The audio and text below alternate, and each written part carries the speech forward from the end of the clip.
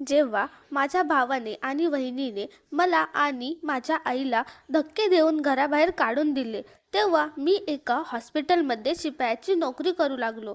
एक दिवस जेव्हा मी माझ्या आईला घेऊन एका रेस्टॉरंटमध्ये पोहोचलो, तेव्हा माझ्या पायाखालची जमीनच सरकली. कारण त्या रेस्टॉरंटचा मॅनेजर आणि सर्व कर्मचारी येऊन माझ्या पाया पडू लागले. मी विचारले की तुम्ही लोक माझ्या पाया का पडत आहात? तेव्हा ते सर्व म्हणू लागले की तुम्ही तर आमचे मालक आहात. त्याची सुरुवात अशी झाली होती की एके दिवशी सकाळी जेवणाच्या वेळी आईच्या ताटातील थोडीशी भाजी संपली होती, पण त्यांच्या हातात अजून एक चपाती शिल्लक होती. त्या इकडे तिकडे पाहत होत्या. कदाचित कोणीतरी त्यांचे मन न सांगताच ओळखावे अशी त्यांची इच्छा होती. मी त्यांच्या मनातील गोष्ट समजलो होतो. तरीही गप्प राहिलो, कारण आमच्या घरात वहिनी समोर असताना कोणाचीही स्वतःहून भाजी घ्यायची हिंमत नव्हती.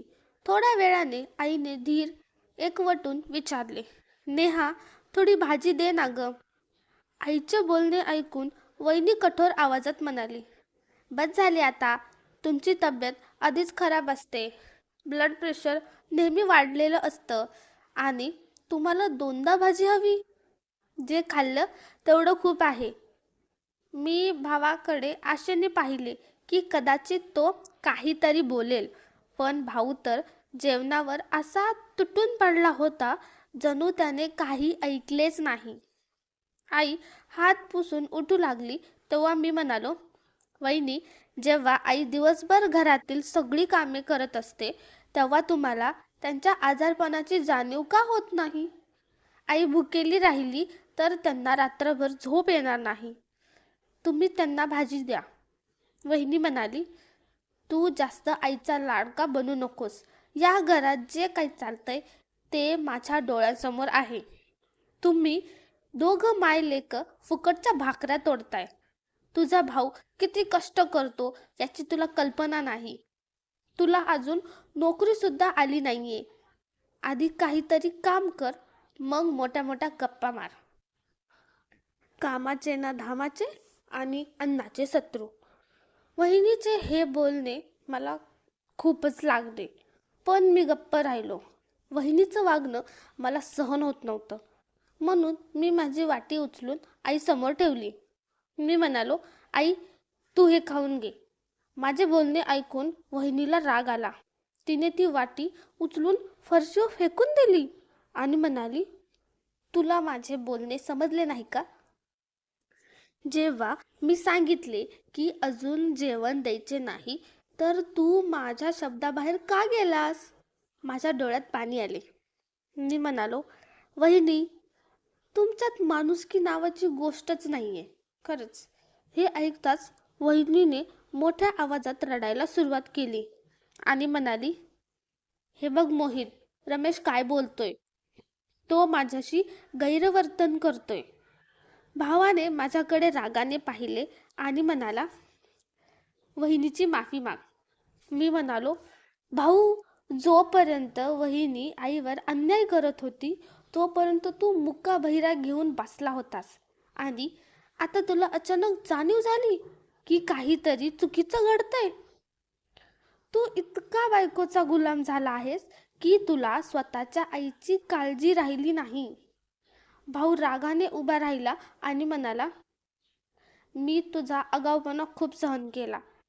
आता तुझ्यासाठी हेच चांगले आहे की तू इथून निघून जा. नाहीतर माझ्यापेक्षा वाईट कोणी नसेल. मलाही खूप राग आला आणि मी म्हणालो, भाऊ, खरं तर हेच आहे की तुमच्यापेक्षा वाईट दुसरं कोणीच नाही.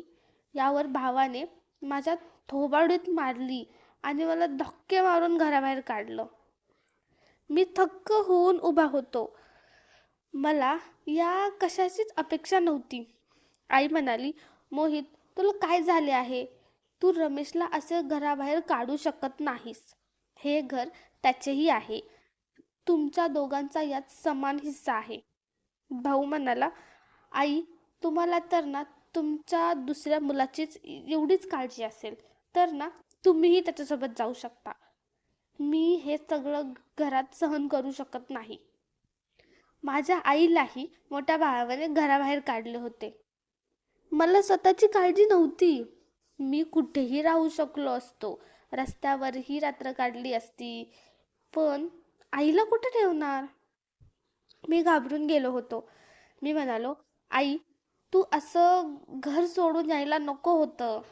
ते तुझ्या स्वर्गवासी पतीचं घर आहे. तू तिथेच राहायला हवं होतं. आता मी तुला घेऊन कुठे भटकणार? माझ्याकडे तर राहायला जागाही नाही. माझे बोलणे ऐकून आई ढसाढसा रडू लागली आणि म्हणाली, ठीक आहे ना, त्याला माझी गरज नाही ना, तुला माझी काळजी आहे. त्यापेक्षा मी मेलेलीच बरी. मी विष पिते. आधी एका मुलाने घराबाहेर काढले आणि आता तूही मला नाकारतोयस. तर सांग, मी कुठे जाऊ? मी म्हणालो, आई, असं काही नाहीये. तू माझी अडचण समजून घेण्याचा प्रयत्न कर. मी तुला जाणून बुजून सोडत नाहीये. पण तुला कुठे ठेवणार या विचाराने मी अस्वस्थ आहे. तुला असं त्रास सहन करताना मी पाहू शकत नाही. माझी आई म्हणाली, तू काळजी करू नको. तुझ्यासोबत तुझी आई आहे. देव नक्कीच एखादा चमत्कार करेल. मी आईला घेऊन एका मित्राच्या घरी गेलो, कारण मला दुसरं काही सुचत नव्हतं.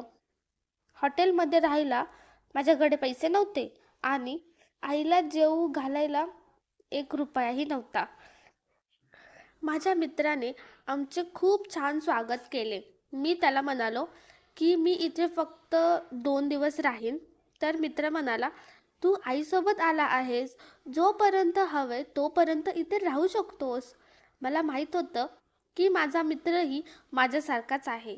तोही त्याच्या आई वडिलांच्याच पैशांवर जगत होता आणि तो जास्त दिवस आमचा खर्चही उचलू शकणार नव्हता. मला कोणावरही ओझे बनायचे नव्हते, म्हणून मी आईला तिथेच सोडून नोकरीच्या शोधात बाहेर पडलो.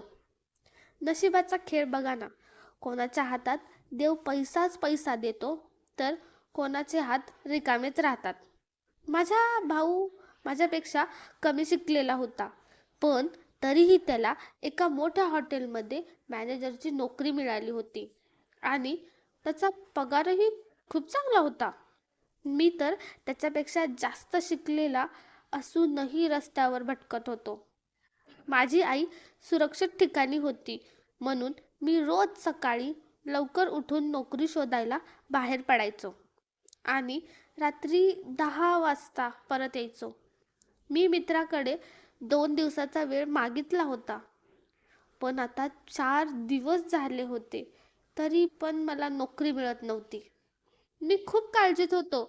चौथ्या दिवशी मी ठरवले की आता मित्राच्या घरून बाहेर पडायचे. पुढे जे नशिबात असेल ते होईल. मी पुन्हा नोकरीच्या शोधात निघालो.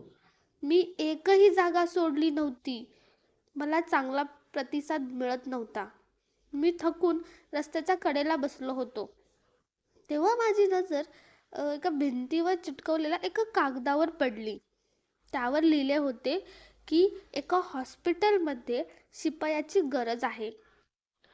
पगार 30,000 रुपये आणि राहण्याची सोय मोफत. हे वाचून माझ्या डोळ्यात पाणी आले. मी स्वतःला म्हणालो, रमेश, ही नोकरी तुझ्यासाठी नाही. तू तर MBA केलं आहेस. मग आता शिपायाचे काम करणार का? पण आईचा चेहरा डोळ्यासमोर आला आणि मी कसलाही विचार न करता त्या पत्त्यावर पोहोचलो. हॉस्पिटलमधील स्टाफने जेव्हा मला पाहिले तेव्हा ते थक्क झाले, कारण मी दिसायला खानदानी घराण्यातील वाटत होतो. डॉक्टरने जेव्हा माझी फाईल पाहिली तेव्हा तोही थक्क झाला आणि म्हणाला, तू MBA केलं आहेस आणि तुला शिपायाची नोकरी हवी आहे? ही नोकरी तर अडाणी लोकांसाठी असते. मला सांग, तू हे काम का करू इच्छितोस? मी रडत माझी मजबुरी सांगितली. डॉक्टरने मला ती नोकरी दिली आणि राहण्यासाठी हॉस्पिटलच्या मागे एक फ्लॅटही दिला. मी घरी गेलो आणि मित्राचे आभार मानले. जेव्हा मी त्याला सांगितले की मला शिपायाची नोकरी मिळाली आहे, तेव्हा तो हसून म्हणाला, मस्करी नको करू. MBA झाल्यावर शिपायाची नोकरी कशी? पण जेव्हा त्याला सत्य समजले तेव्हा त्याच्याही डोळ्यात पाणी आले. मी आईला घेऊन फ्लॅटवर आलो. आईला मी खोटे सांगितले की मी कम्प्युटरवर हिशोब ठेवण्याचे काम वगैरे करतो, जेणेकरून त्यांना टेन्शन येणार नाही. महिनाभरानंतर डॉक्टरने माझे कौतुक केले आणि मला 30,000 रुपये पगार दिला. मी ते पैसे मोजताना रडू लागलो, कारण वडिलांच्या निधनानंतर मी एवढे पैसे कधीच पाहिले नव्हते. मी राशन भरण्यासाठी जाऊ लागलो होतो. इतक्यात एक स्त्री माझ्यासमोर आली आणि हात जोडून रडू लागली. तिने सांगितले की तिच्या मुलाचा अपघात झाला आहे आणि तो ICU मध्ये आहे आणि ऑपरेशनसाठी पैशांची खूप गरज आहे. त्या स्त्रीची मजबुरी पाहून मी कसलाही विचार न करता माझे पूर्ण 30,000 रुपये तिला देऊन टाकले. नंतर मी हॉस्पिटलमधील इतर स्टाफकडून विनंती करून अजून 1,00,000 रुपये जमा केले आणि त्या स्त्रीला दिले. ती स्त्री मला आशीर्वाद देऊ लागली की देव तुला करोडपती करो. मी हसलो, कारण मला माहिती होतं की माझ्याकडे आता घरासाठी राशन भरायलाही पैसे उरले नव्हते. मी घरी गेलो. आईने विचारले, पगार मिळाला का? मी खोटे सांगितले की उद्या मिळेल. आईने मला लोणच्यासोबत सुकी चपाती खायला दिली. मला खूप वाईट वाटले, कारण लोणचे त्यांच्या प्रकृतीसाठी चांगले नव्हते. रात्री अचानक दारावर थाप पडली. बाहेर 2 श्रीमंत माणसं उभी होती. त्यांनी मला एक पत्र आणि चाव्या दिल्या आणि सांगितले की मिस्टर रमेश, हे तुमच्यासाठी सरप्राईज आहे. घरात बसून हे पत्र वाचा. पत्रात लिहिले होते की मिस्टर रमेश, मी तुम्हाला हॉस्पिटलमध्ये शिपायाचे काम करताना पाहिले.